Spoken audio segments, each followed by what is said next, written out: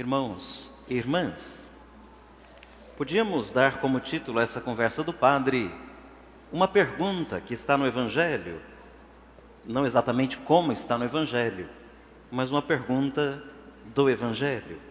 Quem é Jesus Cristo? Quem é Jesus?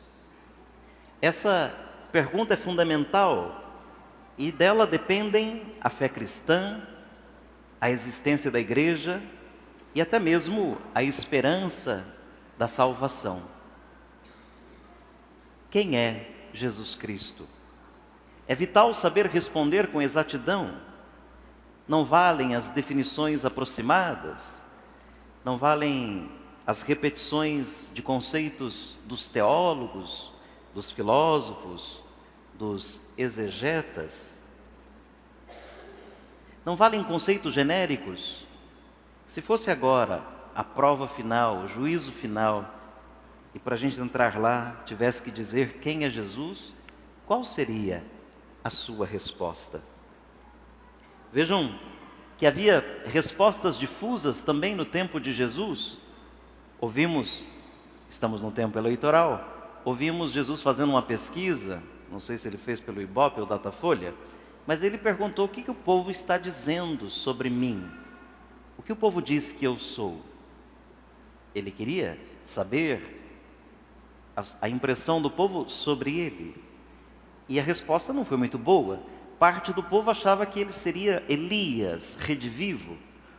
Outra parte do povo achava que ele era João Batista, ressuscitado. E outra parte achava que era qualquer um outro dos profetas, que Deus sempre suscitou para renovar a esperança do seu povo. Depois de 20 séculos, Jesus Cristo é um grande desconhecido para muitos homens e mulheres. E também é um conhecido imperfeito. Nós moramos num país cristão, católico, a religião já foi até oficial. Talvez então a gente não perceba que no mundo não é bem como é aqui. A gente podia, exagerando demais, né? A gente podia ir lá em Israel, só em Jerusalém, e perceber que os cristãos são nada. O caminho lá que a gente faz revivendo a Via Sacra, é mais ou menos a 25 de março.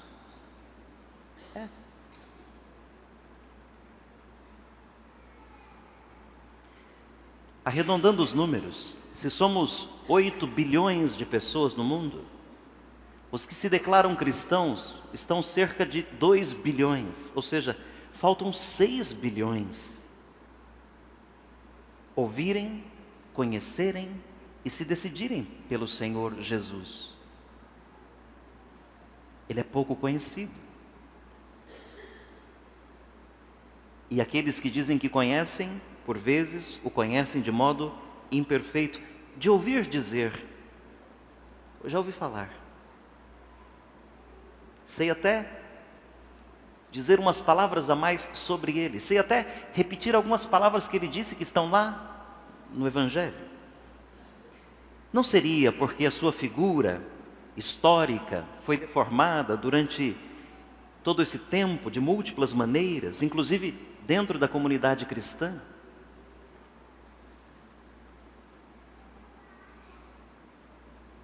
A gente está acostumado também, né, a um tipo de Jesus, por exemplo, os nossos crucifixos. O nosso aqui é mais ou menos, né? Mas os crucifixos, Jesus é tudo, né? Está sempre sarado, né? Acabou de sair da academia, só está transpirando um pouquinho. Essa é a ideia. Se a gente enxerga um outro assim bem trucidado, ferido, como diz o Evangelho, a palavra, a gente meio que não consegue admitir, assimilar. Se a gente vai ao Oriente Médio e pega um Jesus assim, com o olhinho mais puxado, a gente estranha. E nem precisa ir longe, ali em Mirante do Paranapanema tem um Cristo na entrada da cidade, ele é meio japonês também. Não tem problema nenhum, é uma representação. E não guarda semelhança com aquilo que ele efetivamente foi. Nós não temos uma fotografia, como diz o Pedro Pedreira lá da escolinha do professor Raimundo, né? Não está registrado no cartório, não tem né,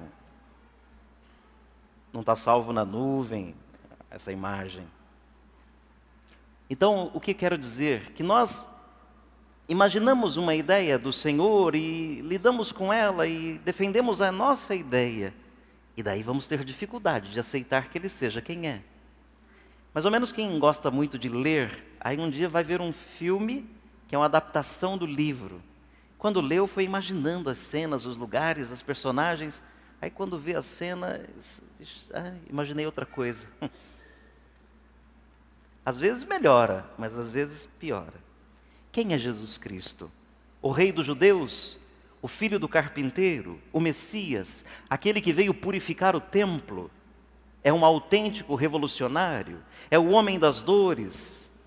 Jesus Cristo, mais que uma pergunta difícil, é uma clara resposta de Deus. O mistério de Jesus hoje ficou acessível para a gente porque São Pedro, lá no Evangelho, afirmou: Tu és o Cristo, Tu és o Cristo. Voltando à ideia da pesquisa. Se fizessem hoje aqui no Brasil, então, uma pesquisa, quem é Jesus, lá fora, para as pessoas que necessariamente não vão à missa ao domingo, quem é Jesus? Vão sair várias definições, caracterizações, mas aí chega uma hora que eles vêm aqui na igreja, aqui. Nós que nos reunimos todo domingo, nós que dizemos somos cristãos, nós que ouvimos a sua palavra, nós que rezamos, nós que confessamos, nós que comungamos, nós que lemos e meditamos a Bíblia, e perguntam para nós: quem é Jesus? A nossa resposta não pode ser como a dos outros que não estão aqui conosco. Não pode ser de quem ouviu dizer, precisa ser uma resposta de quem fez uma experiência com Ele, de quem o conhece, de quem convive com Ele, de quem sabe que Ele é seu amigo, próximo, querido.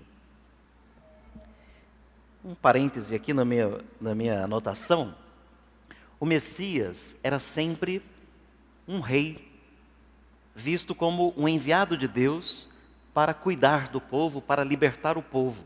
Mas só foi vindo rei ruim, mais ou menos os nossos políticos. Foi vindo uma safra pior que a outra.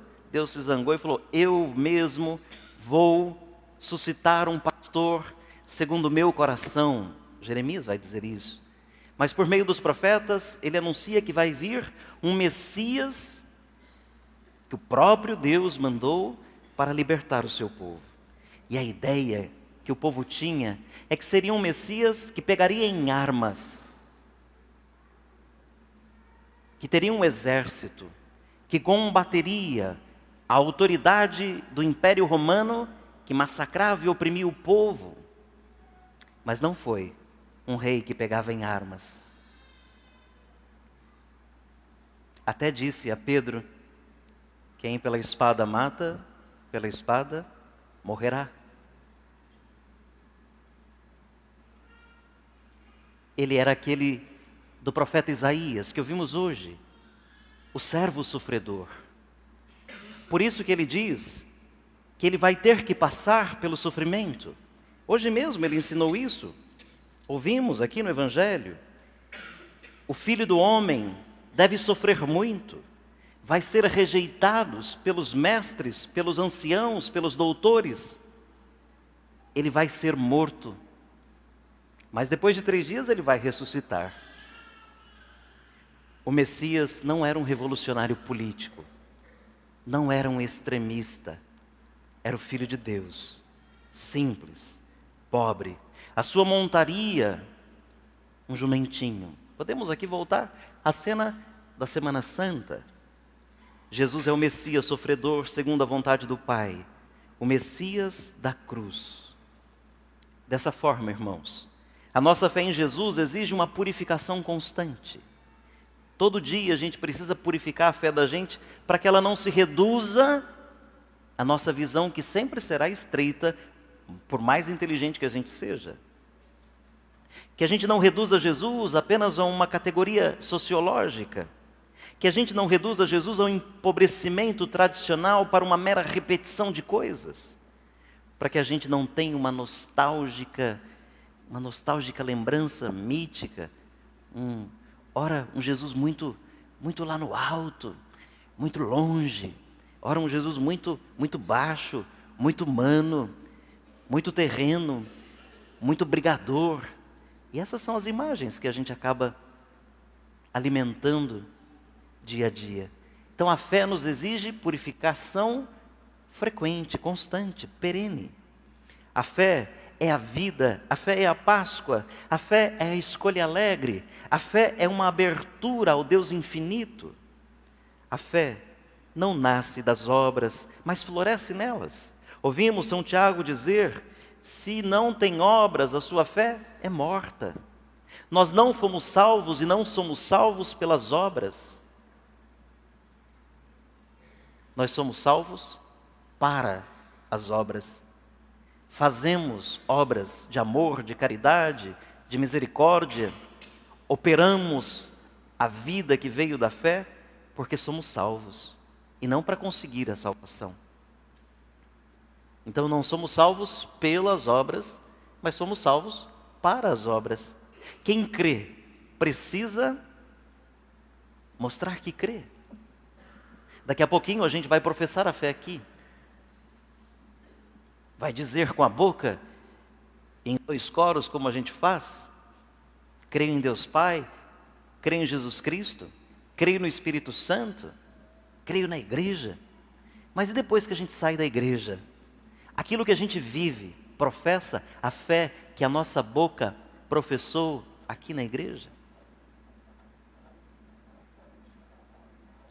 Esse é o ponto. São Tiago dá até um exemplo que a semelhança da semana passada é chocante.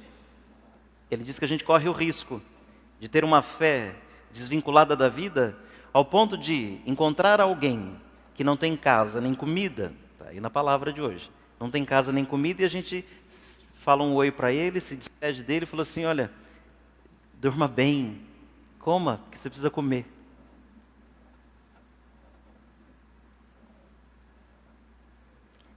Quem é Jesus para você? Talvez aconteça como ouvimos também o profeta Isaías dizer: mas ele venceu. Às vezes temos muitas resistências interiores, resistência em ouvir a palavra. Por quê? Porque implica uma vida diferente. Se a gente se decide por Cristo, a vida da gente nunca mais será a mesma. Não pode ser. Há uma frasezinha de uma das muitas músicas do Padre Zezinho que diz isso, né? Dói depois do sim e dói depois do não. Se você disser sim para ele, tem uma vida nova que é exigente, e se você disser não, tem uma pulga que vai ficar atrás da sua orelha o resto da vida, porque rejeitou a vida. Por vezes a gente resiste, a gente tem medo de assumir as consequências do ser cristão, de nos comportarmos como cristão lá na nossa família, no nosso bairro, de nos aproximarmos das pessoas que precisam efetivamente de nós, de compartilhar com elas o nosso tempo, os nossos bens, de perdoar com generosidade, como Deus nos perdoa. A fé se demonstra pelas obras, na forma de novas relações com as pessoas, na nossa capacidade de compartilhar a vida com os outros, na nossa capacidade de amar sem medida e de perdoar com generosidade. Terminando a minha conversa de hoje, quando a gente se decide por Jesus, significa que a gente está disposto a viver as consequências da fé todo dia. E ser cristão é bastante exigente. É bastante exigente. O seu jeito de se comportar no meio daqueles que são corruptos e desonestos no seu trabalho deve ser diferente. O jeito de você enfrentar as situações com ódio, rancor, deve ser diferente. Porque sempre a lábia do mundo vai nos seduzir e vai nos querer e vai nos dizer que o mundo aqui está certo, que a violência é que vai resolver tudo. E o nosso mestre diz que é tudo o contrário. Daí é preciso saber quem ele é, para a gente não pôr o nome dele naquilo que a gente pensa, e vender como ideia dele aquilo que é ideia nossa. Quem não conhece o Senhor, fala o nome dele para defender as suas ideias. Mas quem conhece o Senhor, vai se pôr atrás dele. Foi o que aconteceu com Pedro. É até feio, viu, o que aconteceu com Pedro. Pedro acabou de dizer, tu és o Messias, tu és o Cristo, o ungido de Deus. Aí Jesus falou que ele ia ter que morrer, tal. Fico até imaginando a cena, chega a ser um pouco engraçada. A cena foi o seguinte, Pedro chamou Jesus assim, à parte. Vem cá um pouquinho, senhor, vem cá. Falou assim, o senhor bebeu jurubeba? Sim, nós estamos aqui para quê? Como que isso vai acontecer com o senhor? O senhor chamou a gente para quê? Aqui os nossos músculos. Isso não vai acontecer com você jamais. Nós viemos aqui para defender o Senhor. Hashtag tamo junto.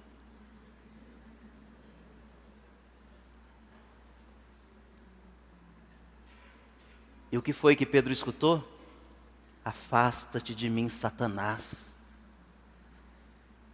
Eu não quero suas ideias. Eu não quero os seus propósitos. Eu não quero a força dos seus músculos. Eu quero ser fiel à missão que o Pai me deu. Vai depois de mim, pega a sua cruz e vem de trás de mim. E quem quiser ser meu discípulo, renuncie às suas ideias, os seus projetos, se coloque atrás de mim e me siga. Como é difícil ser cristão, gente. Talvez a gente nasceu na família cristã, se acostumou de vir à igreja, até se esqueceu que é difícil ser cristão. Mas não é fácil não. Viver com coerência, viver com profundidade e com beleza o que a gente acredita, exige da gente o tempo inteiro ser melhor. Às vezes rompendo com pessoas que a gente ama, mas que ainda não são capazes de assumir a sua cruz e de seguir o Senhor. Decidamo-nos pelo Senhor, assumindo as consequências. Ele vai nos ajudar. Termino. Quem é Jesus? Quem é Jesus para você? Louvado seja nosso Senhor Jesus Cristo.